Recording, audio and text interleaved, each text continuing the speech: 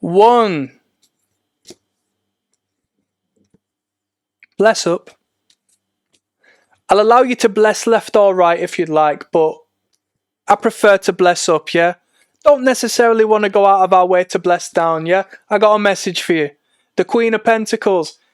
I'll tell you what, I think this is a message and a half, because I've pulled the Queen of Pentacles now numerous times. This is my own subconscious, right, speaking when we're drawing of the card. But that subconscious is because this is the lesson I want to teach you, because my purpose as the messenger for the all, for you to translate the symbols and to find alternate perspectives and reasons of discussing such each and every time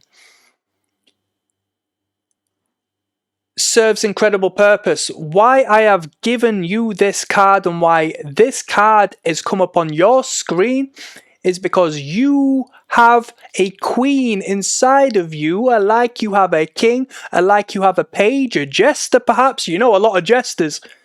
You've met a lot of jesters in your life. You have a child inside of you, yes, multiple children inside of you, and they all accumulate into the one beautiful entity as to which is your reality. Yes, this queen represents the aristocracy you should walk around expressing. You might not own the business you work for. You might not be the most popular in your friendship group. Okay? I understand for the ladies, the social value and social dynamic means a little bit more in relation to the masculine of the species. Okay? We can be independent. If anything, independence is a principle of ours. Alright? That which is hard to get is attractive, right? Or so I've heard, okay? Independence is a masculine principle, whereas these young ladies at very young ages, they like to get together and have little tea parties, right? And if there's no other little girls around, they'll do it with their teddies and so forth. You're very social creatures, whereas we as boys, we annoy our parents. Our parents end up posting on forums saying, the young boy won't even look me in the eyes. Is there something wrong with him? No. I'm just more interested in the mechanics of that vehicle that's passing in the background. It's in my biological nature to do so. And we see this manifest in the adults we then become, okay? And we see it in the toys we purchase as adults, which are just grown-up representations of the toys we might not have been able to possess as children, okay?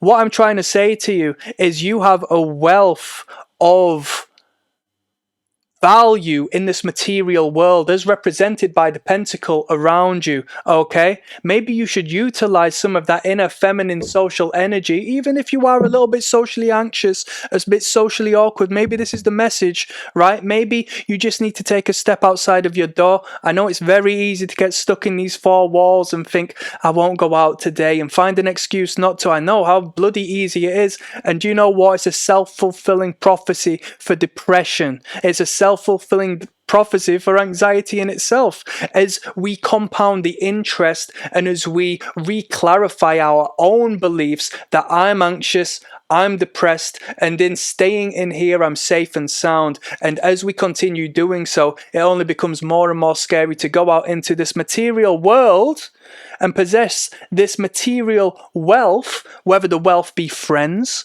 whether the wealth be a social group, whether the wealth be experience in the outside world, not necessarily of the financial sort. We must go out and engage with the world around us. Doesn't mean we have to go and cold approach people and engage with them in an overtly social manner, okay? Because if we are non-congruent with the way we feel, we will come across as repulsive as opposed to attractive. So I'm not stating that. I'm going to pull one card in association with this card to continue and finalize and punctuate the statement I've got for you. As I do this, I want you to leave a comment down below. Quite simply, write, I claim this, and I assure you, you will plant a seed in your head to make things better. I'm not going to upside down it. I'm going to upside down. What you can see is that you are giving charity for yourself. What we see are the scales in the hands, the scales of justice, as you counterbalance the negative feelings you've been feeling as of recent, when you've been feeling down and out, when you have been going through a little bit of emotional turmoil, when you have been a little socially anxious. As we can see,